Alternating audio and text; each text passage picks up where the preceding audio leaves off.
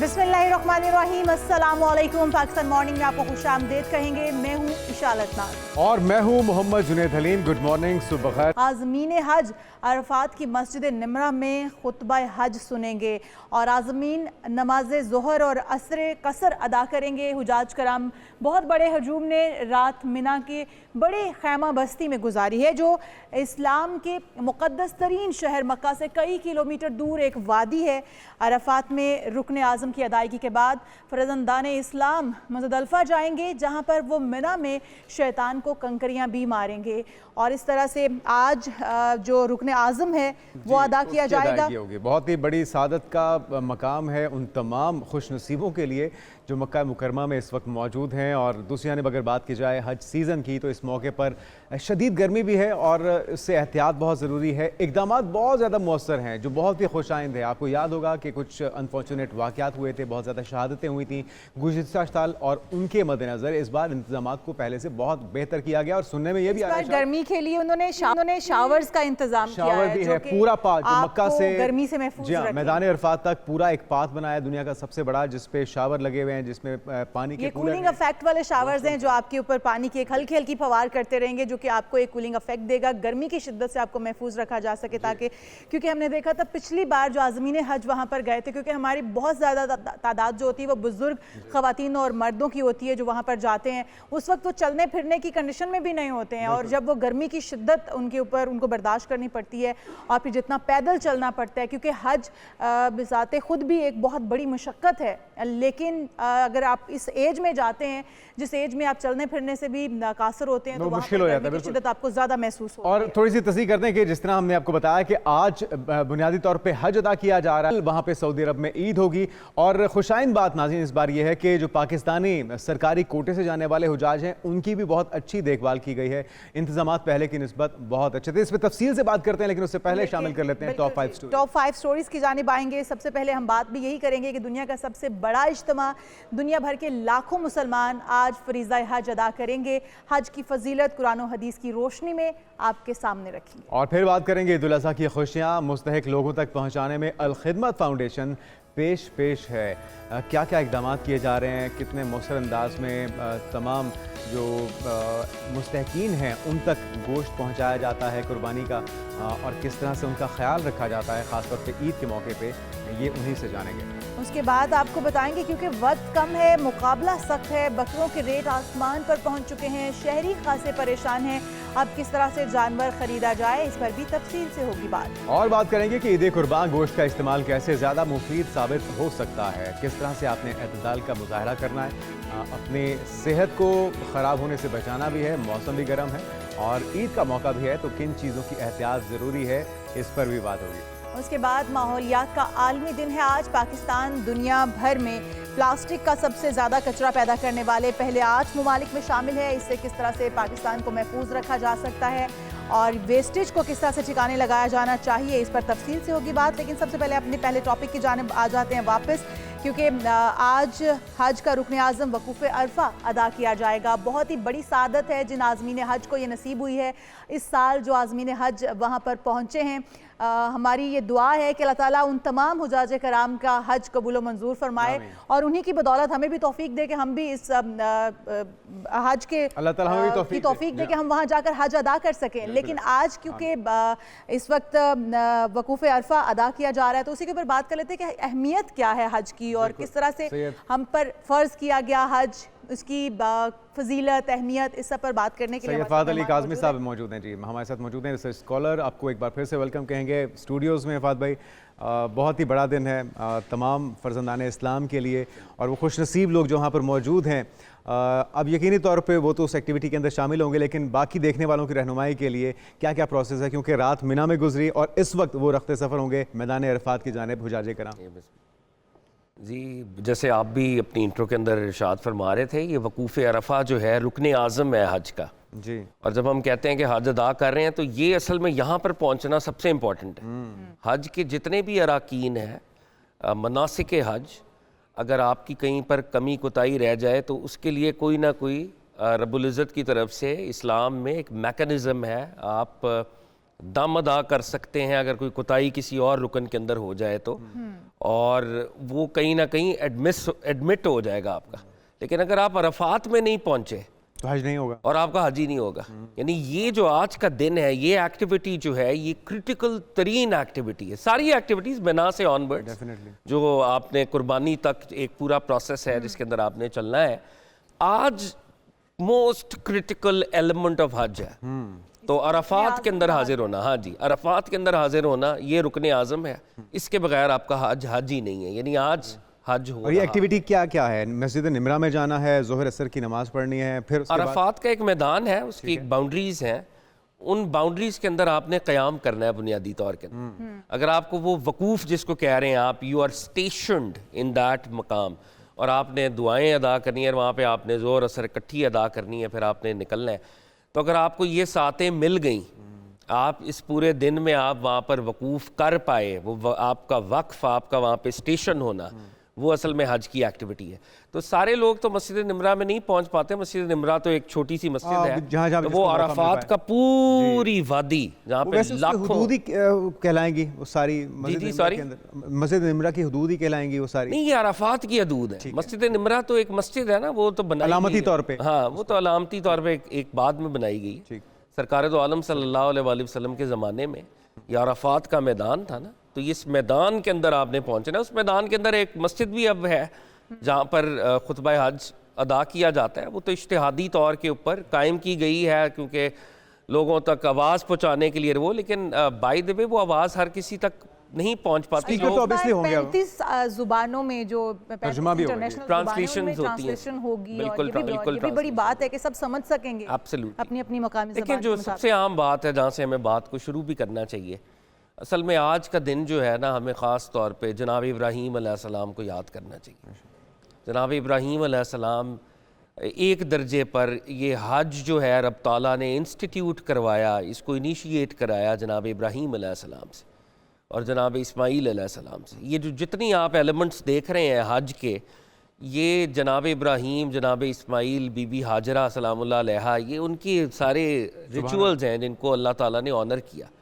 और हज क्या है? ये मुशक्क़त की इबादत है, इसमें फ़िज़िकल स्ट्रगल बहुत ज़्यादा है। तो ये जो मुशक्क़त की इबादत है, इसमें रब ताला के सामने सरेंडर करना है। असल इतनी गर्मी में मैं आपको कहूँ कि आप बाहर निकलें, हम तो नहीं निकलते, ठंडे कमरों के अंदर मौजूद है। हम तो जानवर लेने जाते हैं, तो हाँ, पता तो जाता कि आपको, हम सबको इट्स अ टफ प्रोसेस। तो हम उस गर्मी के अंदर निकल रहे हैं, 2 सूती चादरें हमने ओढ़ ली हैं, या 2 वाइट चादरें हमने ओढ़ ली हैं, मर्दों की ख़ास तौर पे बात कर रहा हूँ। अपने ड्रेस कोड को गिव अप कर दिया हुआ है। वो सारे मामला जो आम तौर पे हलाल हैं, जायज़ हैं, वो हराम है। वो एहराम के उस हालत के अंदर मेरे पर हराम है, मैं वो नहीं काम कर सकता। मैं ये सारी स्ट्रगल क्यों कर रहा हूँ? रब ताला की बारगाह में सरेंडर कर रहा हूँ, उसके हुक्म के सामने सरनगू कर रहा हूँ। और सरकार दो आलम सल्लल्लाहु अलैहि वसल्लम जब तशरीफ़ लाए, तो हज ओवर द सेंचुरीज करप्ट हो गया था ना, जो ज़माना जाहिलियत की रसूम थी उसको शामिल कर लिया गया था, उसमें बहुत सी जाहिलाना रसूमात थी। तो नबी अलैहिस्सलातु वस्सलाम ने जब फ़तह मक्का हुई है 8 हिजरी को, तो अगले साल आपने हज़रत अबू बकर सिद्दीक़ रज़ी अल्लाह ताला अन्हो को अमीर हज बनाकर भेजा, और उन्होंने हज, वो मदीने से हुज्जाज कराम आए, और फिर हज़रत अली उल मुर्तज़ा को भेजा। कुरान अज़ीमुश्शान की आयात नाजिल हुई, आयत सूरह तौबा की, जिसके अंदर रब्बुल इज़्ज़त की तरफ से हुक्म दिया गया था कि वो सारी पुरानी जो रिचुअल्स हैं उनका ख़ात्मा हो जाएगा। ज़माना जाहिलियत की सारी रसूमात जो हज के अंदर ऐड कर दी गई हैं, उनका ख़ात्मा हो जाएगा। मक्का की हरम की हदूद के अंदर उसके सारे प्रोटोकॉल्स अल्लाह रब्बुल इज़्ज़त ने इनायत किए। तो हज़रत अली उल मुर्तज़ा को भेजा, और उन्होंने फिर उसको ऐलान किया, डिक्लेयर किया। तो जनाब अबू बकर सिद्दीक़ रज़ी अल्लाह ताला अन्हो और जनाब मौला मुर्तज़ा करमल्लाह वजहो, ये गए हैं और एक तरह से मक्का को क्लेंज किया है हज के लेवल के ऊपर। और फिर वो अगला साल आता है कि जब सरकार दो आलम सल्लल्लाहु अलैहि वसल्लम अपना पहला और आखिरी हज अदा करते हैं, और आप अलैहिस्सलातु वस्सलाम अब आते हैं मक्का के अंदर और हज को रिस्टोर करते हैं इब्राहिमी तौहीदी बुनियादों के ऊपर। और आप अलैहिस्सलातु वस्सलाम ने फिर ये इरशाद फरमाया और बल्कि एक तरह से ऐलान आम करा दिया कि सहाबा कराम जहाँ जहाँ पर हैं वो तशरीफ़ ले आए, अगर किसी के ऊपर कोई शरई उज़र नहीं है तो वो पहुँचे। तो कमो बेश 1,24,000 सहाबा जो हैं पूरे आलम इस्लाम, जो उस दौर में आलम इस्लाम था, वो पहुँचे हैं। यमन वाले यमन से, ताइफ वाले ताइफ से, हरम वाले मक्का में जो ऑलरेडी थे वो, मदीना के लोग इर्द गिर्द के, तो 1,24,000 कमोबेश सहाबा किराम। तो प्रॉफिट सल्लल्लाहु अलैहि वसल्लम की लीडरशिप में हज अदा हुआ और आप अलैहिस्सलातु वस्सलाम ने इरशाद फरमाया कि ऐसे हज अदा करना जैसे आज तो मुझे देख रहे हो। तो ये इबादत जो है ख़ास तौर पर आका अलैहिस्सलातु वस्सलाम से सहाबा और अहले बैत और ताबईन और तबा ताबईन, तो ये अमली तवातर इसका हुआ है। ये रिचुअल्स जज्ब हो गई हैं उम्मत के अंदर और आज तक जारी हैं। अगर हम सरकार के हज की बात करें और खुतबा हिज्जतुल विदा की बात ना करें, जो चार्टर है ह्यूमन राइट्स का, निचोड़ भी है, निचोड़ है ह्यूमैनिटी का, आप अलैहिस्सलातु वस्सलाम ने देखें जहाँ पे स्पिरिचुअल बातें इरशाद फरमाई, सोशोलॉजिकल बातें, सोशोलॉजिकल प्रिंसिपल्स, और जो सबसे बड़ा जो हम रोज़ पढ़ते भी हैं लेकिन काश अमल ही हो जाए, कि आप अलैहिस्सलातु वस्सलाम ने जो फरमाया कि किसी काले को किसी गोरे पर, किसी गोरे को किसी काले पर, किसी अरबी को किसी अजमी पर, किसी अजमी को किसी अरबी पर कोई फजीलत हासिल नहीं है। और तकवा जो है वो मयार है। और फरमाया कि तुम सब आदम की औलाद हो, आदम मिट्टी से बने थे, तुम्हारा एसेंस क्या है? मिट्टी वाला। मिट्टी किसको रिप्रेजेंट करती है? सरेंडर को, सबमिशन को, आजिज़ी, इनकसारी को। तो हज के इस पूरे प्रोसेस से हम लोग जो बाहर हैं, अल्लाह जैसे अभी बात हुई, अल्लाह हमें भी वो सादत नसीब करे कि ये हज का जो फरीज़ा है ये हम अदा कर सकें। तो अल्लाह रब्बुल इज़्ज़त और नबी सल्लल्लाहु अलैहि वसल्लम मसावात, इक्वालिटी, मेरे आपके पॉलिटिकल बिलीव्स पीछे रह जाए, मेरे आपके सेक्टेरियन बिलीव्स, फिरका वराना बिलीव्स पीछे रह जाए, रब की बारगाह में तौहीद को ओढ़कर हाजिर हो जाओ और अपनी आइडेंटिटीज को गिव अप कर दो। ये हज की एक बहुत इंपॉर्टेंट स्पिरिट। फहद भाई, अगर किसी ने हज की नियत कर ली और वो हज पे पहुंच नहीं पाया किसी भी वजह की बुनियाद पर, तो क्या उसको कोई, जिस तरह से हम कहते हैं कि कोई दम देना पड़ेगा उसका, क्योंकि उसने नियत कर ली, उसने अपने सफ़र हज की तमाम इंतज़ामात कर लिए, लेकिन फिर भी वो नहीं जा पाया? नहीं, अगर वो जा ही नहीं पाया तो फिर तो दम नहीं देगा वो। अगर जा नहीं पाया मतलब फॉर वट एवर रीजन, लेकिन अगले साल जाएगा। हुसैन से एक वाकया मंसूब है कि वो हज के लिए उन्होंने वो रवानगी इख्तियार करनी थी, तो तमाम हसन या हुसैन अलैहिस्सलाम से, कि उन्होंने हज के लिए रवाना होना था या हज के लिए जाना था, लेकिन वो वहाँ पर पहुँचकर वापस आए, उन्हें अनफॉर्चुनेट उन्हें वापस आना पड़ा। तो फिर वहाँ पर बकरे मंगवाए गए थे रसूल पाक सल्लल्लाहु अलैहि वसल्लम की तरफ से कि ये दम के तौर पर, क्योंकि मुझे पता था कि वो नहीं कर पाएंगे हज, उन्हें वापस जाना होगा, तो वो उसके ऊपर दम के तौर पर वो। ये तो अगर मेरा ख्याल है उलमा इसके ऊपर बेहतर शायद बात कर सकें, क्योंकि इमाम हसन और इमाम हुसैन अलैहिस्सलाम प्रॉफिट की ज़िंदगी में तो बहुत छोटे थे। तो देखें, एज चिल्ड्रन अगर हम बात करें तो उनके ऊपर तो हज इस तरह से फ़र्ज़ भी नहीं है। हज की जो फ़र्जियत है बाकायदा एक पूरा वो है कि आपके पास जब आप निसाब के ख़ास हद को पहुँचते हैं और वो आपके ऊपर फ़र्ज़ होता है। और वैसे बाय द वे इस पे नबी अलैहिस्सलातु वस्सलाम की वईद भी है कि जिस पर एक दफ़ा हज फ़र्ज़ हो जाए और वो फ़र्ज़ हज अदा ना करे तो फिर वो हम में से नहीं है। हदीस का मफहूम है कि फिर वो यहूदी मरे या नसरानी मरे, तो इतनी सख्त वईद है, यानी आपने हज अदा करना है।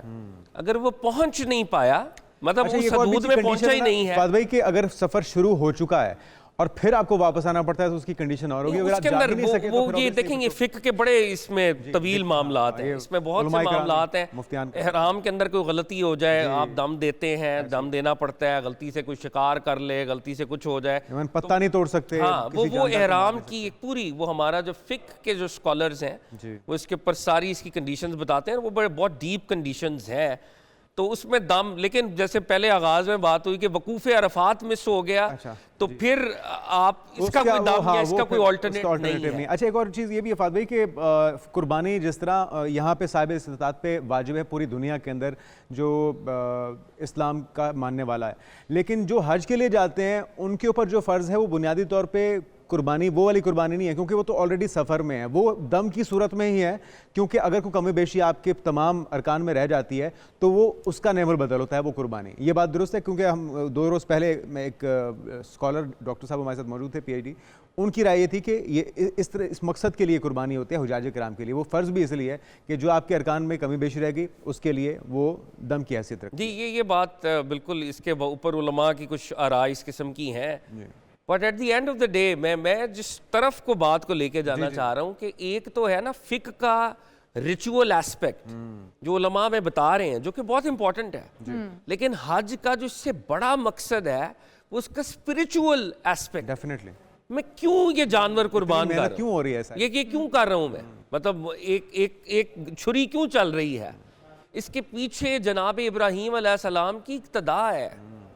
मैं एक जान को रब की रजा के लिए रब की बारगाह में कुर्बान कर रहा हूं, ये एसेंस है उसका। ऑफ कोर्स हुजाज कराम के लिए और कंडीशंस हैं, मैं यहाँ पर बैठा हुआ तो और वो सारी बातें फ़िक्र के दर्जे पे दुरुस्त हैं, लेकिन हकीकत क्या है? हकीकत ये है कि कुर्बानी करनी है। मैंने रब ताला की बारगाह में एक स्पिरिट ऑफ सैक्रिफाइस को प्रेजेंट किया कि यहाँ पे हम लाखों की तादाद में इस मौके पर पहुँचते तो हैं, और हम देख रहे हैं हर साल कई गुना इजाफा भी हो रहा है हुजाज कराम की तादाद में, लेकिन क्या एसेंस की बात कर रहे हैं, उस रूह को हम समझ पा रहे हैं, पहचान पा रहे हैं? कुछ ही किलोमीटर के फासले पे गज़ा के जो बहन भाइयों के साथ हो रहा है, क्या एक तो खुतबा हज की अहमियत बहुत ज़्यादा होती है, उस पर बात भी होती है, लेकिन एक स्ट्रॉन्ग मैसेज अगर चला जाए तो वो कितना पूरा असर होगा? बिल्कुल, ये स्ट्रॉन्ग मैसेज जाना चाहिए, और मेरा ख्याल है कि इस वक्त हरमैन शरीफैन के अंदर हमारी जो इंतज़ामिया है, जो गवर्नमेंट है, और जो वहाँ पे उलमाए कराम के पैनल्स हैं, और वो बहुत जय्यद उलमा होते हैं, I think it's about time कि हम कॉल आउट करें, क्योंकि सरकार दो आलम सल्लल्लाहु अलैहि वसल्लम खुलफाए राशिदीन जब वो खुतबा देते थे तो वो खुतबा जो है, जो आपकी पॉलिटिकल रियलिटी है उसके अंदर अगर कोई बिगाड़ पैदा हो रहा है, उसकी इस्लाह का खुतबा होता था। जनाब उमर फ़ारूक रज़ी अल्लाह ताला अन्हो के खुतबे हज के इस बात की गवाही देते हैं। बाद में इमाम हसन इमाम हुसैन अलैहिस्सलाम ने उनके खुतबे भी गवाही देते हैं, उनकी दुआएं गवाही देती हैं। हमारे आज के जो जय्यद उलमा हैं मस्जिद निमरा में, आई होप इंशाअल्लाह, उम्मीद है कि वो इसको ज़रूर हाईलाइट करेंगे, क्योंकि ये फ़लस्तीन का इशू जो है ना, ये सिर्फ इस्लामी इशू नहीं है, ये एक इंसानी अलमिया है, ये एक ट्रेजेडी है। और अगर सरकार दो आलम की उस हदीस के मुताबिक के जिसके पास जो इस्तात है उसके मुताबिक वो जुल्म को रोके, हाथ से रोकने वाला हाथ से रोके, स्टेट्स की जिम्मेदारी है, ज़बान से रोकने वाला ज़बान से रोके, उलमा की जिम्मेदारी है। बेशक। तो मेरा दिल करता है कि आज आपकी ये जो बहुत ही अच्छा एक मैसेज भी जाएगा कि उम्मत मुस्लिमा उम्मत वाहिदा है, एक यूनिटी, कोहिसिवनेस, और ये मैसेज ज़रूर जाना चाहिए। और अल्लाह ताला हज की बरकत के साथ गज़ा के हमारे मजलूम मजबूर जो मकहूर मुसलमान हैं, इंसान है सबसे पहले, जी अल्लाह ताला गैब से मदद के लश्कर नाज़िल फरमाए, और ये मामला बहुत शुक्रिया। सैयद फ़हद अली काज़मी साहब हमारे साथ मौजूद थे, और बहुत ही खूबसूरत बातें हुई हैं आज के रोज़, और हम उम्मीद करते हैं कि इसके ऊपर वाकई आवाज़ उठाई जाएगी गज़ा के बहन भाइयों के लिए, और अल्लाह ताला उन तमाम लोगों का जो वहाँ पर मौजूद हैं आज़मीन हज, उनका हज कबूल व मंजूर फरमाए, हमें भी इस चीज़ की तौफीक अता फरमाए, उनकी दुआएं भी कबूल व मंजूर फरमाए। हम यहाँ पर एक ब्रेक शामिल करते हैं, आप कहीं मत जाइएगा, क्योंकि दीगर अहम इशूज़ अभी भी बाकी हैं। स्टे विद अस।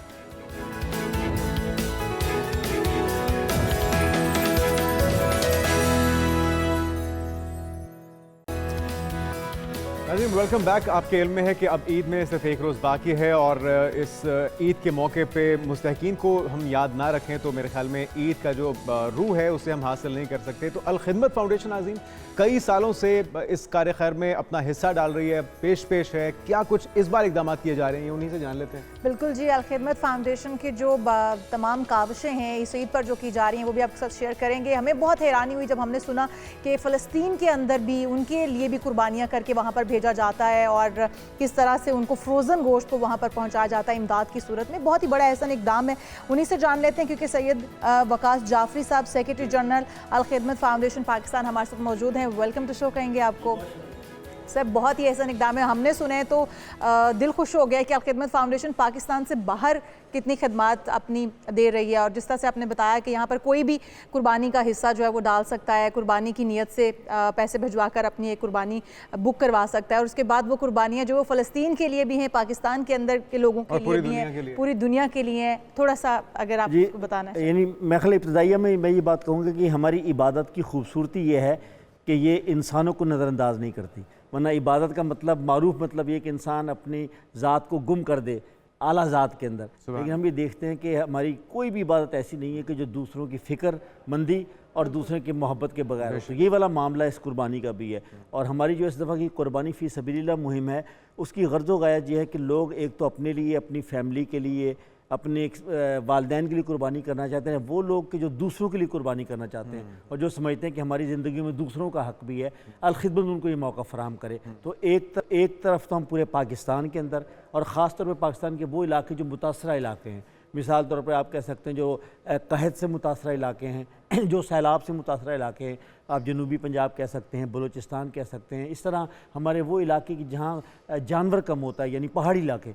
तो हमने पूरे पाकिस्तान के अंदर इस वक्त कुर्बानी का अहतमाम किया है और इस वक्त हमारा ऑपरेशन तकरीबन मुकम्मल हो गया। यानी जितने लोगों ने हमारे साथ, मिसाल तौर पर मैं ये कहता हूँ कि इस वक्त तकरीबन कोई 65 करोड़ से ज़्यादा लोगों ने डोनेट किया है पाकिस्तान में कुर्बानी के लिए। और इसमें बड़े जानवर भी हैं, छोटे जानवर भी हैं, और पूरे पाकिस्तान में एक मुनज़्ज़म तरीके के तहत जो है कि इस वक्त जो है कि वो हो गए एक बार। अच्छा, अब कुर्बानी किसी ने आपको कहा और कुर्बानी के लिए उसने पैसे आपको ट्रांसफ़र किए, कुर्बानी बुक हो गई, उसके बाद आप गोश्त भी पहुंचाते हैं उन लोगों को, उसका प्रोसेस क्या है वो भी थोड़ा सा? इसमें दो चीज़ें, एक तो ये है कि हम यानी अपने लोगों के लिए कुर्बानी करते हैं। मिसाल तौर पर आपके शहर लाहौर के अंदर हमारे पास अगर 50 कुर्बानियाँ हो गई हैं तो इज्तिमाई तौर पर हम कुर्बान गाह बनाते हैं और पूरे हफ्ज़ान सेहत के असूलों के मुताबिक हम इसको करते हैं और लोगों तक गोश्त पहुंचाते हैं। ये भी खिदमत का एक काम है कि लोगों के लिए आसानी पैदा करना। लेकिन इसके अलावा लोग ये कहते हैं कि भाई आप हमारी तरफ से कुर्बानी करके मुस्तहिकीन तक पहुंचा दें, तो अल-खिदमत फाउंडेशन ने जदीद तरीके से इस वक्त स्लाटर हाउस बुक कर लिए।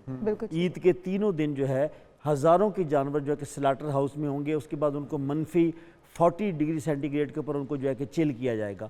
और फिर जो है कि बड़े जो ट्रकों के रेफ्रिजरेटर होते हैं उनके ज़रिए से हम इनको 3 से 4 घंटे के फासले पर हम इनको भेजेंगे। वो कसब बहुत ही ज़बरदस्त निज़ाम है और ये इतना ह्यूज लेवल पे हो रहा है। 65 करोड़ का तो आप बता रहे हैं कि पाकिस्तान के अंदर, और लगभग 45 करोड़ गज़ा के बहन भाइयों के लिए भी आपने इक़दाम किए हैं। तो ये सारा निज़ाम मैनेज करने के लिए एक सॉफ्टवेयर भी तैयार किया अल-खिदमत फाउंडेशन ने, वो कैसे ऑपरेट करता है? इस वक्त एक जानवर के ऊपर जो है कि उसके यूनिक ID नंबर है, उसकी टैगिंग है। यानी हमें इस वक्त पता है कि अगर यानी 545 नंबर जानवर है तो वो कहाँ है और किस शहर के अंदर कहाँ कुर्बान है, उसका डोनर कौन सा है, और रिपोर्ट बैक भी कर रहे हैं। मसलन हमारे पास कुछ लोग ऐसे हैं कि जो इज्तिमाई तौर पर हमें कुर्बानी दे रहे हैं, तो हम उनको पूरी तरीके से रिपोर्टिंग कर रहे हैं। मिसाल तौर पर इस वक्त जो तकरीबन कुछ 6 से ज़्यादा तुर्की की तंजीमें हैं, उनके लोग पाकिस्तान आ चुके हैं। और वो हमारे साथ इन तमाम इलाकों में जाएंगे कुर्बानी करवाने के लिए। यानी उनकी ट्रेडिशन है, यानी वो बाकायदा अपने नुमाइंदे भेजते हैं। और इसके बाद यानी यूँ समझिए कि सिर्फ एक तंजीम की मैं बात करूँ, उन्होंने 500 से ज़्यादा कुर्बानी में दी है, 500 जानवर दिया है, ये सिर्फ अल-खिदमत को। तो जानवरों की क्वांटिटी कुछ बता सकते हैं कितने माशाल्लाह इस बार इस ईद के मौके पे पाकिस्तान में जो कुर्बान हो रहे हैं? दोनों मिलाकर छोटे बड़े 10,000 जानवर बन जाए कि जिनको इंशाअल्लाह ताला हम कर रहे हैं। और फ़लस्तीन जिस तरह आपने सवाल किया कि यानी हमने ये पिछले साल भी तजर्बा किया, वो हमने कराची से किया। यानी कराची में हमने इज्तिमाई कुर्बानी की यानी स्लाटरिंग पर, और उसके बाद 1 साल के लिए हमने टिन पैक कर लिया, जिस तरह आप हमारे। ठीक है, वो महफूज रहेगा 1 साल के। बिल्कुल, जिस तरह आपके पास टिन फूड वो होता है। और हम ज़रा आपको पता है कि इस वक्त वहाँ मुहासरे की सूरत हाल है और जंगबंदी नहीं हो पा रही। तो पिछले साल हमने कोई 21 चार्टर्ड फ़्लाइटें भेजी हैं पाकिस्तान से, चार्टर्ड जहाज़, वो उर्दन गए हैं और अपना पका पकाया खाना होता है जी पकड़। अच्छा, ज़बरदस्त। तो वो जो है कि बाकायदा उनके अंदर और जब हमें मौका मिलता रहा, इस दफ़ा हम इसका अहतमाम मिस्र से कर रहे हैं। और मिस्र में बाकायदा हमने वो जिसे कहते हैं स्लाटर हाउस ले लिया है रेंट के ऊपर, और ये कुर्बानी होगी और इंशाल्लाह फिर ये अगले पूरे साल तक जो है हम इसको कुर्बानी को अंदर पहुँचाएं इंशाल्लाह।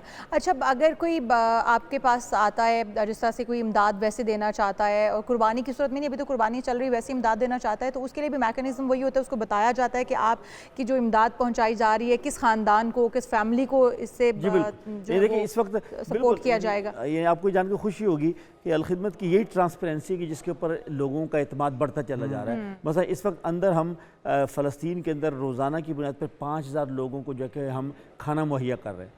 यानी इसमें कुछ मुझे खुद वहाँ से कॉल आई है कि चूँकि पिछले मार्च से, यानी ये मार्च जो है, इसके बाद कोई चीज़ अंदर नहीं जा रही, इसमें कोई शक नहीं जी। तो हमने कहा कि आप रोज़ाना की बुनियाद पर उसको वॉल्यूम को कम कर दें, लेकिन इसकी कंटिन्यूटी को बढ़ा दें। यानी हमने पूरी कोशिश कर रहे हैं, इसलिए कि भाई अभी तक जो है कि हालात इतने मुश्किल हैं कि हम, वरना तो हम जॉर्डन से और मिस्र से काम रोकी जा रही है ना, वहाँ पे तो दानिस्ता तौर पे इमदाद को रोका जा रहा है, उनको तरपाया जा रहा है, तरसाया जा रहा है। अच्छा, यतीम बच्चों के लिए, उनकी माओं के लिए आप गिफ्ट्स का भी एहतमाम करते हैं, वो क्या तरीका कार है? यानी इस वक्त हमारे पास 31,000 जो यतीम बच्चे हैं कि जो इस वक्त अलखिदमत उनकी किफ़ालत करी, जो माओं के साथ रहते हैं। अच्छा, ये हमारा बजट तकरीबन कोई 3.5 अरब रुपए सालाना का है, और ये पूरे पाकिस्तान में अल्हम्दुलिल्लाह यानी उन चंद तंजीमों में है कि जो सबसे ज़्यादा यतीम बच्चों की किफ़ालत कर रही है।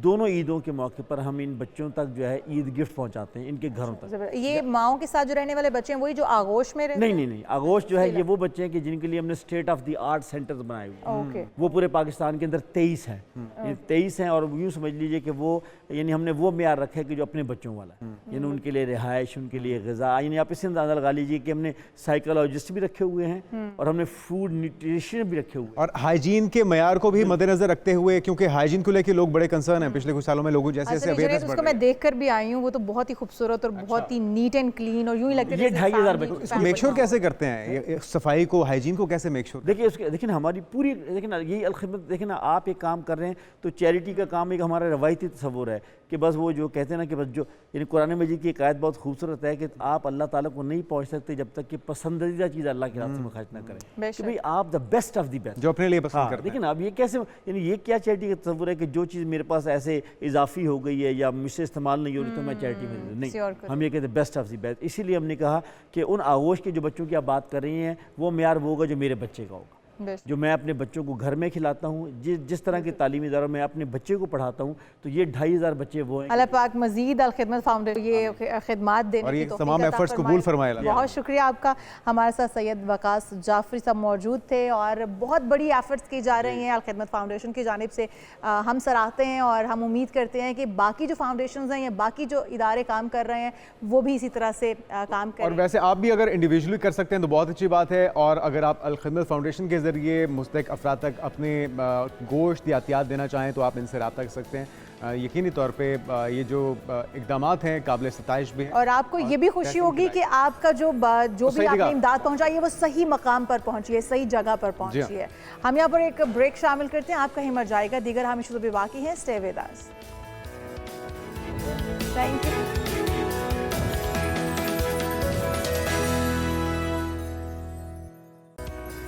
प्रोग्राम में एक बार फिर से आपको खुशामदीद कहते हैं। ईद कुर्बान की आमद है, एक रोज़ बाकी रह गया, और इस वक्त आपको पता है कि मंडियों की हालतें ये हो चुकी हैं कि बार बार जो है वो बार्गेनिंग हो रही है, जानवर पसंद नहीं आ रहे, और अगर पसंद आ जाते हैं तो कीमतें बहुत ज़्यादा हैं। जिस तरह हार्ट बीट होती है ना, वो फ्लक्चुएट हो रही है, कभी ऊपर जा रही है, कभी नीचे जा रही है, कभी ऊपर जा रही है, कभी अच्छा, ये ग्राहकों की या फिर नहीं, व्यापारियों की बात कर रहा हूँ। अच्छा, रेट्स भी ऊपर नीचे जा रहे हैं, और वैसे ही जज्बात भी जो खरीदार हैं उनके ऊपर नीचे जा रहे हैं। अब समझ में नहीं आ रही कि कहाँ पे जाके रुकेगी। बहरहाल अब वक्त कम है वाकई में, और मुकाबला सख्त है। दोनों की ये कोशिश है, व्यापारियों की कोशिश है कि महंगे से महंगा जानवर बेच दें और घर जाके अपनों के साथ ईद मनाएं, और ख़रीदार जो है उनकी ये कोशिश है कि वो सस्ते से सस्ता, अच्छे से अच्छा जानवर खरीद पाएँ। तो इस वक्त क्या सूरत हाल है, दो बड़े शहर लाहौर की और मुल्तान की बात कर लेते हैं और जानते हैं कि वहाँ पे इस वक्त किस तरह से भाव ताव जारी है। तो पहले रुख कर लेते हैं मेरे ख्याल में लाहौर का, वहाँ पे होंगे राना वहीद, और मुल्तान में होंगे हमारे नुमाइंदे माजुन यूसुफ। तो सबसे पहले हम जान लेते हैं, राना वहीद लाहौर में मौजूद हैं। लाहौर का रुख करते हैं। लाहौर की जो मॉडल मंडी लगाई गई है, वहाँ पर इंतजामात तो बहुत अच्छे और बहुत ही खूबसूरत इंतजामात किए गए हैं। राना वहीद, आप ही बताइए कि इस वक्त भाव ताव सही तरह से हो रहे हैं, कुछ लोग ख़रीदारी कर भी पा रहे हैं, या फिर रेट इतने ज़्यादा हैं कि लोग परेशान हाल यूं ही बकरे या जानवर खरीदे बगैर ही वापस जा रहे हैं?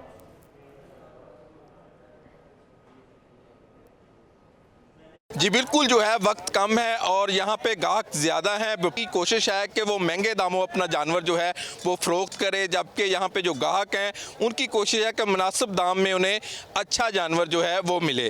तो यहाँ पे मंडी की अगर बात की जाए तो ओवरऑल जो सूरत हाल है, यहाँ पे 90,000 से लेकर जो है 1.5 लाख तक जो है बकरा फ़रोख्त होता नज़र आ रहा है, जबकि इसी तरह जितना वज़न है, जितनी खूबसूरती है, उसी हिसाब से जो है वो उसकी कीमत है। तो इसी तरह अगर बैल की बात की जाए तो जो मुनासिब बैल है, जहाँ से मिनिमम जो कीमत है यहाँ पे 2.5 लाख से लेकर तकरीबन 10 लाख रुपए तक का जो बैल है यहाँ पे फ़रोख्त हो रहा है। और इसी तरह अगर ऊँट की बात की जाए तो जो मुनासिब ऊँट है उसका 8 लाख से लेके और इससे ज़्यादा की कीमत में जो है ऊँट जो है वो फ़रोख्त हो रहा है। तो यहाँ पे अगर देखा जाए तो बकरे जो हैं, छतरों की अगर बात की जाए, छतरा जो है वो 70-80 हज़ार से लेकर तकरीबन 1.5 लाख रुपए में तक वो भी उसकी कीमत भी जाती है। तो महंगाई है अपनी जगह के ऊपर, लेकिन यहाँ पे जो गाहक हैं वो भी बहुत कोशिश में है कि मुनासिब दाम में बकरा, एक यहाँ पे उसका सौदा हो रहा है, उनसे बात करते हैं। क्या कहेंगे, कितने पैसे मांग रहे हैं इसके? 5.5। 5.5। तो कितने भाईजान, आप आगे आ जाएं, कितने लगाए हैं आपने? हमने तो अभी देख रहे हैं, पसंद कर रहे हैं। नहीं तो 5.5 वो मांग रहे हैं। 5.5 वो महंगाई की तरफ से मांग रहे हैं ना, बहुत ज़्यादा पैसे मांग रहे हैं। कोई मुनासिब कर ले यार। मुनासिब कम करें, बात करेंगे, करने से बनेगी ना, ऐसे थोड़ी कितने आप कितने का आप कह रहा था? हम तो कह रहे हैं कोई 3.5 लाख वो कह रहे हैं। 3.5 का इतना भी तो नहीं ना, इससे से कम छोटे बछड़े वो 3.5 का बिक रहा है, 3.25 3.5 का। वेट तो देखें बछड़े कि आप यहाँ पे बैल करते हैं दिखाते कि हैं आपको राना वहीद अच्छा कोई जानवर मिल जाए।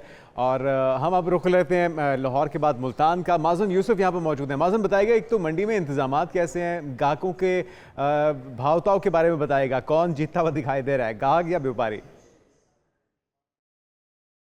जी मुल्तान में अगर सूरत हाल की बात की जाए तो रेट आसमान को छू रहे हैं। व्यापारी हजरात जो है वो किसी तौर पे भी रेट तोड़ने के लिए राजी बिल्कुल भी नजर नहीं आ रहे। 1 लाख रुपए से कम बकरा जो है वो अच्छा नहीं नजर आ रहा मार्केट में। 1.5 लाख 2-2 लाख में जाके कुछ तगड़ा बकरा कदरे जो है मिल रहा है। खरीदार मौजूद है, इनसे भी बात करके जानते हैं क्या सूरत हाल है। कोई 50-60 वाला बकरा नजर आ रहा है? इतने तो 50-60 वाले ही आए थे, लेकिन लगता है कि व्यापारी देना नहीं चाह रहे। ये तो 2-2 लाख बता रहे हैं। 2-2 लाख तो खैर बहुत ज़्यादा है। हमारा जो पॉकेट फ्रेंडली हम जो लेना चाह रहे थे वो तो खूबसूरत जानवर मौजूद हैं, लेकिन भावताव अभी भी जारी है क्योंकि रेट्स बहुत हाई हैं। और जो खरीदार हैं वो कहते हैं कि जी रेट्स कुछ कम किए जाएं, व्यापारी कहते हैं कि रेट तो यही रहेंगे, महंगाई बहुत ज़्यादा है। जुनेद ने जानवर खरीद लिया या नहीं, ये जानेंगे हम एक ब्रेक के बाद। आप कहीं मत जाएगा, दीगर अहम इश्यूज भी होंगे। स्टे विद अस।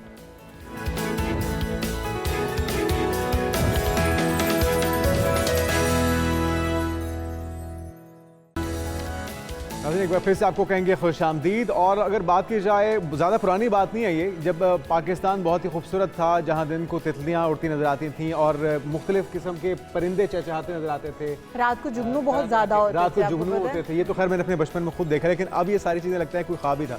दरख्तों की एक बहार हुआ करती थी, चरिंद परिंद चहकते थे, बारिशें बड़ी मामूल के मुताबिक होती थी। और हम वो जो गाने भी बड़े बने हैं ना बरसात के ऊपर, बाकायदा बरसात के महीने हुआ करते थे। लेकिन अब वो चीज़ें कहीं ना कहीं मफकूद हो गई हैं। हम देखते हैं कि अब नहरें सूखती चली जा रही हैं, बारिशें उस तरह से नहीं होती हैं। आबो हवा में हम बहुत ज़्यादा पोल्यूशन देखते हैं। हमारे साथ डॉक्टर एजाज़ अहमद साहब मौजूद हैं, माहिर माहौलियात। वेलकम टू शो कहेंगे डॉक्टर साहब आपको। आज आलमी दिन भी मनाया जा रहा है माहौलियात का। किस तरह से पोल्यूशन को ख़त्म किया जा सकता है? ये पोल्यूटेड एरियाज़ कौन कौन से हैं? कचरा जो जहाँ पर फेंका जाता हो जिस मुल्क में, उस मुल्क में क्या बेहतरी लाई जा सकती है? हम देखते हैं हमारे हर बंदे का यही वतीरा है कि कुछ खाया और बाहर फेंक दिया। गार्बेज, कचरा कुछ भी है, हम उसको आराम से अपनी गाड़ी का शीशा नीचे करते हैं, बाहर फेंक देते हैं। हम सड़क को बिल्कुल गंदा नहीं बस सोचते कि वो गंदी हो रही है, ठिकाने लगा, पाकिस्तान गंदा हो रहा है, पूरे को आग लगा के हम समझते हैं कि हमने उसको ठिकाने लगा दिया। तो ये तो सारा कुछ फिर अल्टीमेटली हमें भुगतना पड़ेगा। जी बहुत शुक्रिया।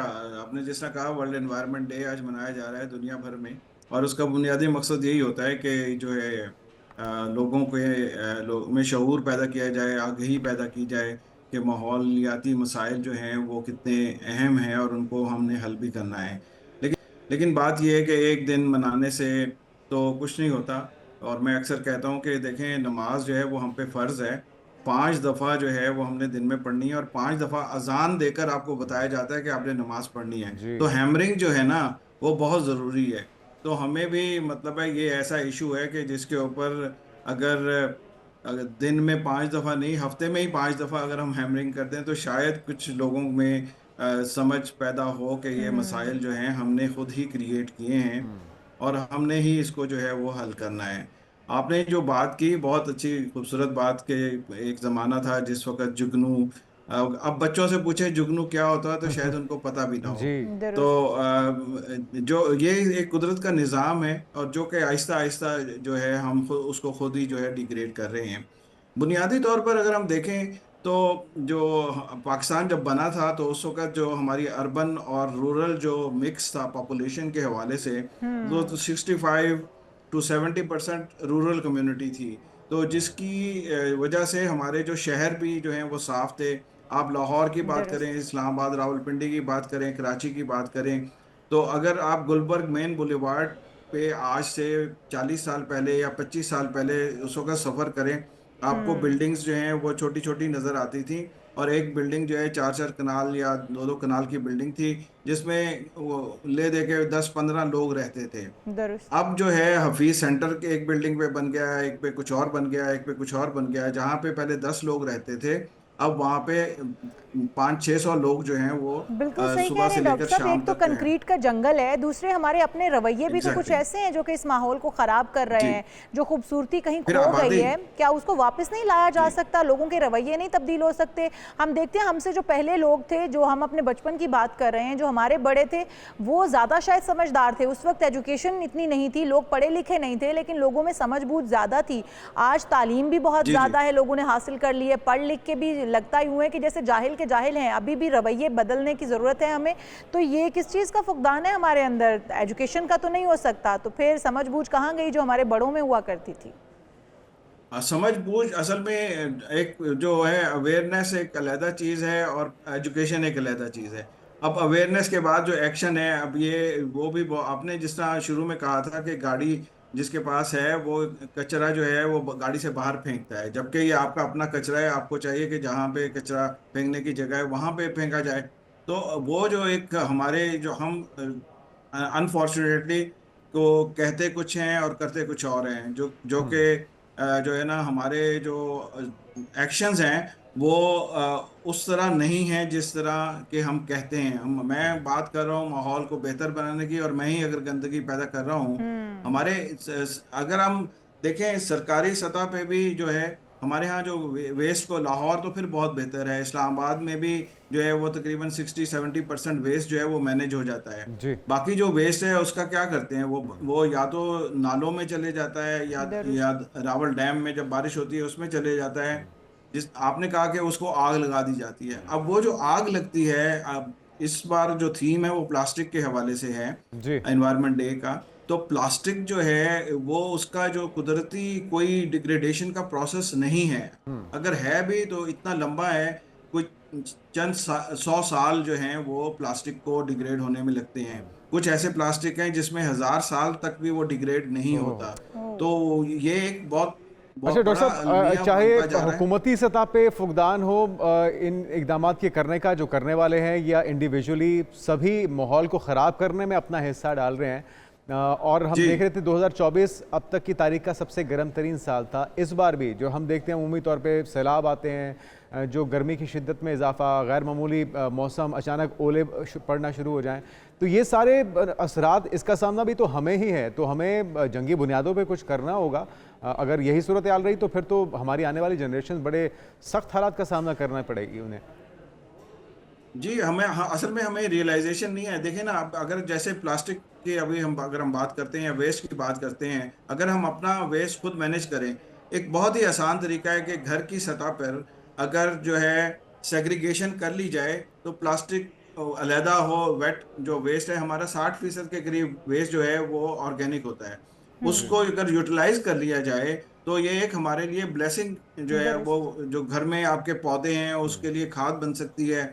और जो बाहर जब आप फेंकते हैं तो वो एक बहुत बड़ा मसला बन जाए, बदबू होती है उससे, जो डिग्रेडेशन जो कंपोस्ट का होता है उससे जो पानी जो निकलता है वो लीचेट की फॉर्म में वो ज़ेरे ज़मीन पानी को गंदा करता है। तो हम खुद अपने पाँव पे कुल्हाड़ी इस तरह मार रहे हैं कि एक तो जिस तरह अभी बात हो रही थी कि कूड़े को जला दिया, अब कूड़े को जलाया तो वो जो हवा है वो हम इनहेल कर रहे हैं, हमने ही, हमारे बच्चों ने ही इनहेल करनी है। तो हम खुद अपने लिए एक जो है ना वो मसला क्रिएट करें। स्मॉग का इशू जो होता है उसमें हम क्या करते हैं, उसमें बुनियादी तौर पर ठीक है ट्रांसपोर्ट सेक्टर उसका बहुत बड़ा कंट्रीब्यूटर है, लेकिन हम जो फसलों को जो लगाते हैं आग, जो कूड़े को आग लगाते हैं, वो भी तो कंट्रीब्यूट करता है। तो हम उसका शोर तो बहुत बचाते हैं कि ये स्मॉग हो गया और हमारे बच्चे ही सफर करते हैं, लेकिन उसके लिए जो भी हम जिम्मेदार हैं वो हम ही हैं, हम ही खुद जो है तो हमारी डॉक्टर साहब जिम्मेदारी है फिलफौर करने वाले इकदाम कौन से हो सकते हैं, जिससे आपने भी कहा कि ये डिसॉल्व नहीं होता प्लास्टिक और 100 साल तक भी अगर देखा जाए तो वो डिसॉल्व नहीं होता। एक तो रिसाइकलिंग होता है, प्लास्टिक बार बार हमें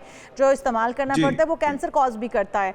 और अगर हम फिलफौर गवर्नमेंट के करने वाला वैसे तो काम है, अगर प्लास्टिक को डिस्करेज करना शुरू कर दें, प्लास्टिक के ऊपर बैन कर दें, क्या ये एक कदम हो सकता है प्लास्टिक को फिलफौर ख़त्म करने का, या डिस्करेज करके हम इसको यहाँ से ख़त्म किया जा सकता है? अभी जो इस वक्त इतनी बड़ी ज़रूरत बन गया है कि इस वक्त जो है पाकिस्तान में तकरीबन 11,000 के करीब मुख्तलिफ फैक्ट्रीज़ हैं जो प्लास्टिक को यूज़ करती हैं या प्लास्टिक जिनकी डिपेंडेंस है। उसके अलावा जो तकरीबन 5 लाख लोग हैं जो कि डायरेक्टली इसके बिजनेस में या इससे रिलेटेड चीज़ों में, इंडस्ट्री में इन्वॉल्व हैं। कोई 15 लाख ऐसे हैं लोग जो कि इनडायरेक्टली इसमें इन्वॉल्व हैं। तो 20 लाख लोगों की ना सिर्फ लोग बल्कि फैमिलीज़ जो हैं उनकी डिपेंडेंस जो है अब उस पर बन गई है। अब ऑल्टरनेट ऑप्शंस को देखने की ज़रूरत है और उसके साथ साथ जो है इसके ऊपर अगर बैन करना है, सिंगल यूज़ प्लास्टिक जिस तरह है उसके ऊपर बैन किया जाए, क्योंकि वो एक काफ़ी बड़ा नुकसानदेह। एक और चीज़ जो माइक्रो प्लास्टिक है, जो बहुत छोटे छोटे ज़र्रात जो प्लास्टिक के हैं, जब हम कोई भी चीज़ लेकर आते हैं वो प्लास्टिक, और ऐसा देखा गया है, ऐसी रिसर्च हुई है, मैंने कुछ जो है यहाँ पे रावलपिंडी में फातिमा जना यूनिवर्सिटी की बच्चियाँ जो हैं वो रिसर्च कर रही थी। अस्तोला आइलैंड जो कि गवादर और पसनी के दरमियान में है, वो तकरीबन 3-4 नॉटिकल माइल जो है अवे फ्रॉम द कोस्ट है। उसमें वहाँ से जो पानी कलेक्ट किया उसमें माइक्रो प्लास्टिक के ज़र्रात जो हैं वो थे, उसमें जो मछलियाँ थी उनमें माइक्रो प्लास्टिक जो है वो देखा गया। अब ऐसे इटली में ऐसी रिसर्च हुई है जिसमें ये बताया गया कि जो बच्चे पैदा हो रहे हैं वो उनके ब्लड में माइक्रो प्लास्टिक के अज़ा जो है वो नजर आते हैं। अब जो माइक्रो प्लास्टिक, जी एग्जैक्टली, ये क्योंकि डिग्रेड होता नहीं है, ये जिस्म के अंदर एक्यूमुलेट होता रहता है और अल्टीमेटली ये जो है मौत का बायस भी बन सकता है। तो ये ऐसी चीजें हैं जो कि हम खुद कर रहे हैं, मतलब है।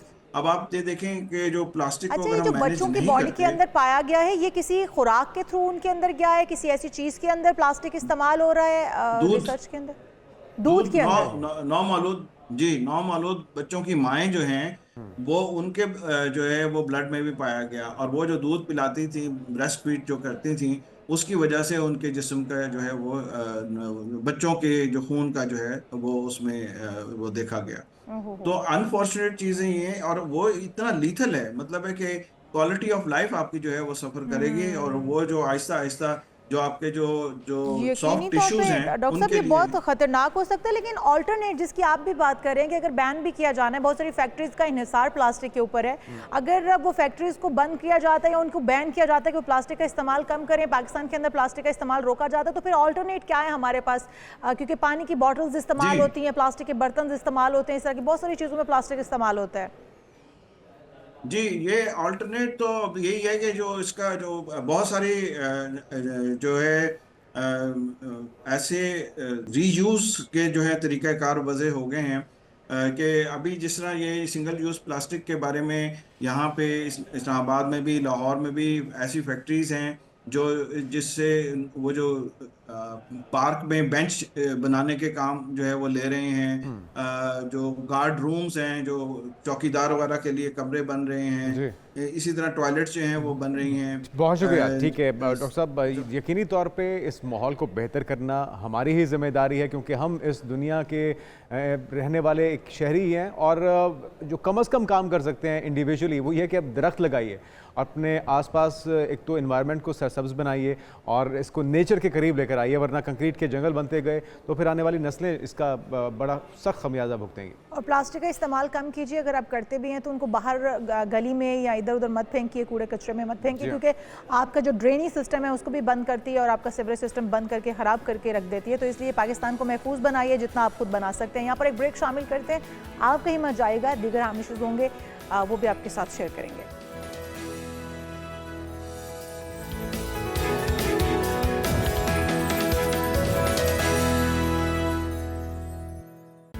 प्रोग्राम में एक बार फिर से आपको खुशामदीद कहते हैं। हम बार बार आपको बता रहे हैं कि ईद कुर्बान का मौका है, करीब है कि कहीं आप ना भूल जाएं। और तकरीबन पूरे पाकिस्तान में हर घर में कुर्बानी होनी है और हर घर में जो गोश्त है वो वाफिर मिकदार में होना है। तो फिर वाफिर मिकदार में आपने खा नहीं लेना, आपने अपनी सेहत को भी मद्देनजर रखना है कि कहीं आप बीमार ना हो जाए, क्योंकि हम देखते हैं कि जैसे ईद कुर्बान गुजरती है उसके बाद अस्पताल जो है वो भर जाते हैं, इमरजेंसी वार्ड भर जाते हैं और डॉक्टरों को अपनी छुट्टियां खत्म करके आना पड़ता है। किस लिए वैसे भर जाता है कि आप गोश्त ज्यादा कर लेते हैं और फिर गर्म मौसम है ना, उसके अंदर एतदाल बहुत ज़रूरी है। तो इसी मसले के लिए जवेरिया महमूद साहबा हमारे ग़िज़ाइयत हमारे साथ मौजूद हैं और पब्लिक न्यूट्रिशनिस्ट स्पीकर भी हैं। आपको वेलकम कहते हैं जवेरिया साहबा। Thank you so much Junaid और माय ब्यूटीफुल फ्रेंड इशार हमारे साथ मौजूद हैं। अच्छा, इसके साथ ही साथ ये सेलिब्रिटी न्यूट्रिशनिस्ट भी हैं। सारी सेलिब्रिटीज़ जो वो स्लिम स्मार्ट और जो अपनी ग़िज़ा को इतदाल के साथ लेती हैं, उनको आप ही के मशवरे होते हैं? बिल्कुल, आप ये देखिए कि पाकिस्तान में स्पेशली जो खुराक है उसका और आपकी जो ज़िंदगी में मामूलात चल रहे हैं उसका बहुत गहरा ताल्लुक है। और मुझे लगता है कि अगर आप अपने जो बर वक्त अगर आप ब्रेकफास्ट करें, बर वक्त आप लंच लें और बर वक्त अगर आप डिनर के औकात का रखें, तो उससे ना सिर्फ आपकी जो रूटीन है वो बैलेंस रखती है, बल्कि आप सेहत के साथ साथ कई बीमारियों से और जो वबाई अमराज हैं उससे भी बचे रहते हैं और खूबसूरत भी रहते हैं। आप यंग रहते हैं जितना कम हो स्पेशली आपने देखा कि आजकल पाकिस्तान में अब ईद की आमद है, पर पाकिस्तान में अक्सर औकात लोग स्पेशली जो ये यूथ है, एक तो लेट नाइट फूड जो ऑर्डर कर रहे हैं और उसके अलावा ये 2 बजे सो के उठना। तो मैं उनको स्पेशली कहना चाहूँगी कि अपने वक्त औकात का ठीक करें। वक्त पे उठ के खाना खाना जो है वो आपको कई बीमारियों से बचाता है जी। हमारी बॉडी जो है उसका पूरा एक मैकेनिज्म है, अगर आप उसको डिस्टर्ब करते हैं, आपकी नींद साइकिलिंग ख़राब है तो आपकी खुराक भी उसी हिसाब से पैटर्न आपका ख़राब हो जाता है, तो आप जल्दी एजिंग भी करना शुरू कर देते हैं। बिल्कुल, एजिंग ये बताएंगी आप तो शायद लोगों को स्पेशली देखिए एजिंग प्रोसेस स्लो करने के लिए तो स्पेसिफिक फूड्स हैं, जैसे कि ऑलिव्स है, मतलब जैतून है, फिर अंजीर है और नट्स का इस्तेमाल है, स्पेशल सीड्स हैं जिसमें एसेंशियल ऑयल्स हैं। ये नहीं कि ऑयल्स बोल दिया तो आप हर तरह के ऑयल ही लेते रहे, ऐसे नहीं, स्पेसिफिक फूड्स हैं फॉर स्पेसिफिक पर्पज़ ना। पर आपने अगर हेल्थ गोल अचीव करना है तो जो टारगेट अचीवमेंट है फॉर द डिजीज़ प्रिवेंशन यानी बीमारी से बचने के लिए और सेहतमंद रहने के लिए, वो नंबर 1 मुतवाज़िन ग़िज़ा है और मुतवाज़िन ग़िज़ा के बाद बर वक्त खाना है और 3rd नंबर पे पोर्शन साइज कंट्रोल है। अच्छा, लेकिन इस मौके पे, ईद के मौके पे ना ज़रा ब्रेक्स फेल हो जाती हैं, जज्बाती हम सारे और हम मीट लवर भी हैं अमूमी तौर पे जी। तो अब एक बंदे के लिए 24 घंटे के अंदर कितना मीट जो है वो फ़ायदेमंद हो सकता है? उससे ज़्यादा खाएंगे तो फिर आपके लिए उसके नेगेटिव असरात होंगे। देखिए वैसे तो नॉर्मली एज, वेट, हाइट और लेवल ऑफ फिजिकल एक्टिविटी यानी बॉडी मेटाबॉलिक इंडेक्स और बॉडी मेटाबॉलिक रेट के हवाले से अगर बात की जाए तो हर इंसान की बॉडी की डिफरेंट वेरिएशंस हैं, डिफरेंट बीमारियां हैं, डिफरेंट फूड एलर्जीज़ हैं और डिफरेंट फूड चॉइसेस हैं। अगर लोग हमें मेरी बातों को ज़रा इजीली समझ सके तो मतलब कहने का मतलब है कि हर इंसान अपनी इस सिफ्त में इंफरादियत का मालिक है। अच्छा, उसके साथ अगर हम न्यूट्रिशन को मैनेज करें तो जो आपने क्वेश्चन किया recommended dietary allowances, it's like 300 ग्राम, जो कि मतलब मैं आपको ओरली बताती हूँ 4 से 5। ये नौजवानों के लिए या बुजुर्ग भी? नॉर्मली आप जो 15 प्लस है ना, 15 या 18 प्लस है उनके लिए रिकमेंडेड है 300 ग्राम, उससे ऊपर नहीं जाना। अच्छा, 300 ग्राम कितना होता है? जितना 1 चिकन एक पाव तकरीबन, एक पाव से थोड़ा ज़्यादा। हाँ, चिकन ब्रेस्ट पीस तकरीबन 300 ग्राम्स होता है। अच्छा, पाकिस्तानी है ना, ये तो बहुत कम है, इतना तो मतलब आप नहीं एक टाइम में खा लेते। वो कहते हैं कि 2 हिस्सा भूख रखें और 1 हिस्सा खाना खाएं ताकि आप हेल्दी रहें। और स्पेशली जुनैद और इशाल, मैं बताना चाहूँगी तमाम लोगों को जो हमें देख रहे हैं, ताकि इस प्रोग्राम की तरफ से एक इम्पॉर्टेंट चीज़ चली जाए कि सोडा ड्रिंक्स को रिप्लेस करें नीम गर्म पानी के साथ। हाँ, अगर नीम गर्म पानी नहीं पी सकते तो इलायची का पानी, पुदीने का पानी, उसके अलावा सत्तू, जौ का पानी, इस तरह की चीज़ें इस्तेमाल करें जो डाइजेशन में हेल्प करें। अच्छा, अगर देखो, हमने एक बहुत ज़्यादा जवेरिया खा लिया है गोश्त और ईद पे जैसे होना ही है, लोगों ने कोई नहीं हमारे मशवरों पे आपकी जितने आप मशवरे दे रहे हैं इन पे अमल करना, तो उसके बाद कोई ऐसी ड्रिंक है जिन ड्रिंक्स में आपने जिस तरह से आपने कोड किया कि ये ड्रिंक्स ले सकते हैं, कोई ऐसी ड्रिंक जो कि आपका डाइजेशन भी अच्छा कर देगी और फिर आप इतना सारा गोश्त खा के उसको डाइजेस्ट कर पाएंगे, आप बीमार नहीं होंगे, ऐसी कोई ड्रिंक है? देखिए कि ड्रिंक्स बिल्कुल बेतहाशा ड्रिंक्स मौजूद हैं, पर कोशिश करें, क्योंकि ख़वातीन देखिए हमारी ख़वातीन बहुत मेहनत करती हैं अपने घर वालों को खुश करने के लिए, और बड़े मसाला जात में बड़े ऑयली किस्म के फूड बनते हैं। अच्छा, ऑयल डालना भी याद है और मसाले भी डालने याद है, पर एक चीज़ याद नहीं है कि साथ उसका डाइजेशन अच्छी होनी चाहिए। और आप फिर देखिए पपाया अपने घर पहले ज़रूर ले आएँ। अब बकरा कुर्बानी भी लेके आनी है, पर अपना पेट का भी ख्याल रखिए। बिल्कुल बिल्कुल। अच्छा, पपीता जो है वो डाइजेशन में हेल्प करता है, जैसे कचरी डालते हैं तो वो गलाता अच्छा ना, अच्छी तरह गोश्त को टेंडराइज करता है, जैसे वो ज़रूरी है। उसके साथ ही साथ कोशिश करें कि क्योंकि गर्मियों की ईद है तो हाइड्रेशन भी अच्छी रखनी है। तो सुबह सुबह पहले आप उठते ही जो मतलब मैं एक मशवरा देना चाहूँगी, या जो मैंने जैसे सोचा हुआ है, तो ककम्बर जूस रेडी करें, वाटरमेलन जूस रेडी करें, 2 किस्म के जूसेस पिएं पानी के साथ मिला के, और सारा दिन उसकी कंजप्शन रखें ताकि डाइजेशन अच्छी हो जाए आपकी। क्योंकि गोश्त बेसिकली इशाल एसिडिक होता है, उसकी जो वैल्यू है ना वो एसिडिक है। ठीक है। और एक बुक थी अल्कलाइन और डाइट, तो अल्कलाइन बॉडी को करते हैं सब्जियों के साथ। अब ये नहीं कि आपने कबाब बना लिए, चपली कबाब, काली मिर्च वाला गोश्त, फिर बड़ा गोश्त, फिर कैमल मीट, ऐसे नहीं। आपने दालों के साथ और सब्जियों के साथ बनाना है। योगर्ट, दही, प्रोबायोटिक, और साथ ही साथ थोड़ा सलाद ज़रूर इस्तेमाल करें।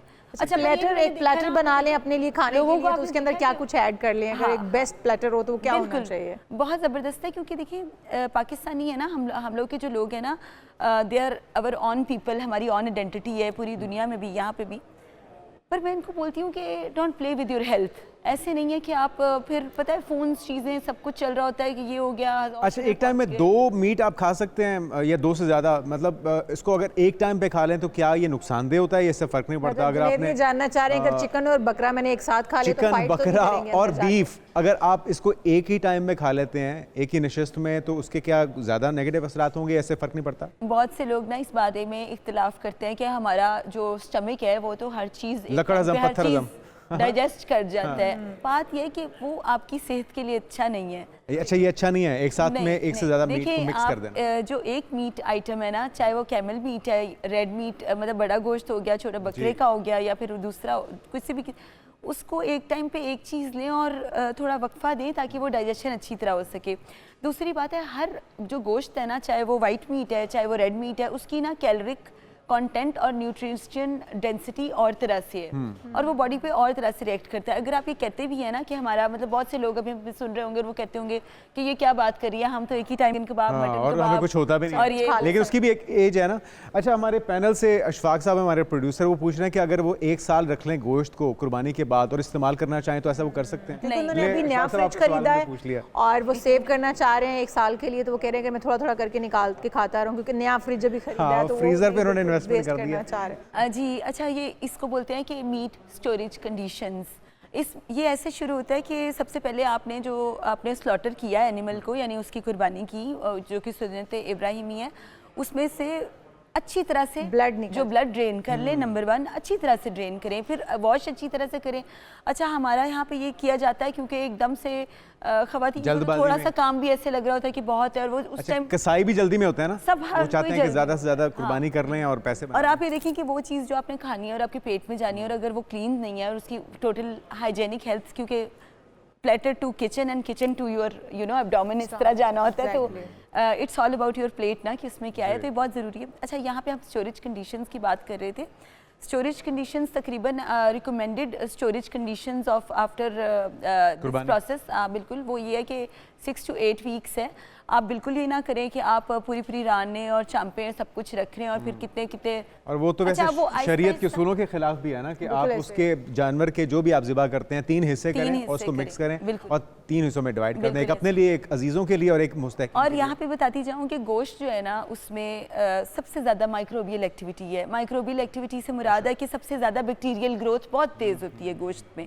अब गोश्त जब एक हद तक चाहे आप फ्रीज भी करते हैं तो उसके बाद से उसकी न्यूट्रिशनल बैक्टीरिया वैल्यू उसमें खराब पैदा होती है, उसमें बैक्टीरियोजेनेसिस जो प्रोसेसिंग है वो फास्ट हो जाती है।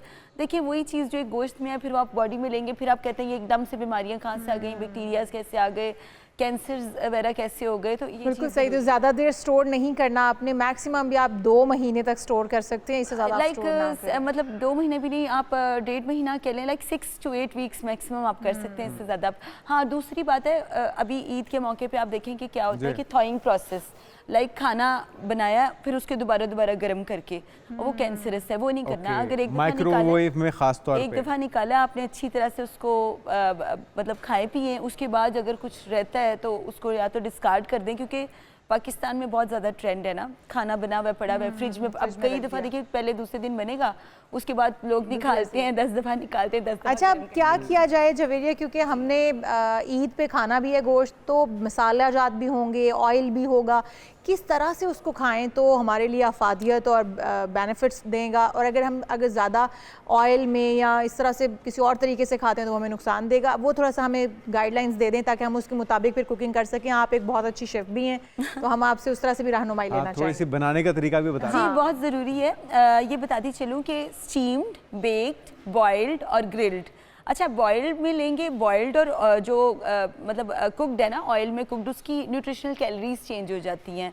लाइक 1 टीस्पून में 9K कैलोरी अगर फैट जा रहा है 1 टीस्पून ऑयल में, सिंपल ऑयल आप ले लें, 0 कोलेस्ट्रॉल में तो आपको पता है कॉर्न ऑयल आ जाता है, सनफ्लावर है, कॉटन सीड ऑयल है। अब इतने हमारे लोग ऐसे नहीं है कि हर कोई अफोर्ड कर सके। वैसे तो देसी घी सबसे ज़्यादा मुफीद है। देखिए मुफीद, हाँ लेकिन अफोर्डेबिलिटी का भी इशू है। अफोर्डेबिलिटी के देखिए, अवेलेबिलिटी का भी, हाँ अफोर्डेबिलिटी, अवेलेबिलिटी और सबसे पहले एक्सेसिबिलिटी, जी 3 चीज़ें। ये तो मतलब हमने अपने वो उस पर चलने बहरहाल हमारा फ़र्ज़ तो यही है कि हम बता दें जो अफोर्ड कर सकता है वो पर तो सबसे बेहतरीन जो मुझे लगता है, जो मैं रिकमेंड करूँगी वो ये है कि ज़रा सब्जियाँ लें, लेमन और ककम्बर्स वगैरह लें, अच्छा सा आइसबर्ग लेटस वगैरह हो, और साथ में आप स्टीम कर लें। अच्छा स्टीम करके लिया हुआ कम मसाला जात में जो गोश्त है वो आपको इजीली डाइजेस्टेबल भी है, टोटली प्रोटीन की बड़ी ज़बरदस्त सोर्स, भारीपन नहीं होगा और भारीपन नहीं होगा। और उसके बाद अगर आप कहवा का इस्तेमाल करें और सोडा ड्रिंक से परहेज़ करें और स्पेसिफिकली खाने के बाद स्मोक वगैरह ना करें तो इट्स वेरी गुड। अच्छा आपने कहा स्टीम कर सकते हैं, हम ग्रिल कर सकते हैं, हम उसे बॉयल कर सकते हैं, हम सूप में इस्तेमाल कर सकते हैं, लेकिन जिस तरह से कोरमे और कढ़ाइयाँ पकनी है उससे गुरेज किया जाए तो उसकी अफादियत जो है वो डबल हो जाएगी। आप ऑयल के अलावा, मैं तमाम जो हमारी कौम इस टाइम देख रही है, ये प्रोग्राम देख रही है, ये बताना चाहूँगी कि आप टोमेटोज़ में यानी टमाटरों में, दही में, काली मिर्च में, जो हरी मिर्च होती है उसमें भी खाना बना सकते हैं। बिल्कुल सही। ज़रूरी नहीं है कि आपने अगर खाने बनाने के लिए आपने ऑयल का इस्तेमाल ही करना है, क्योंकि उससे एक तो बड़ा सॉफ्ट टेंडर मीट बनता है और ऊपर से डाइजेशन भी बहुत अच्छी हो जाती है। Thank you so much Javeria Mahmood हमारे साथ मौजूद थी, बहुत मुफीद बातें बताई, इस पे अमल कीजिए ताकि आपके चक्कर हॉस्पिटल में लगे, ईद अच्छे से गुजारे। बिल्कुल जी, और जायका भी और मुनफरिद अंदाज भी होना चाहिए ताकि खाने वालों को भी पसंद आए। हम यहाँ पर एक ब्रेक शामिल करते हैं, आप कहीं मत जाएगा, दीगर अहम इशूज़ होंगे, हमारे साथ सीबल सोहेल भी होंगी जो कि वेट लिफ्टर हैं, उनसे भी मिलवाएंगे, लेकिन एक ब्रेक के बाद स्टे विद अस।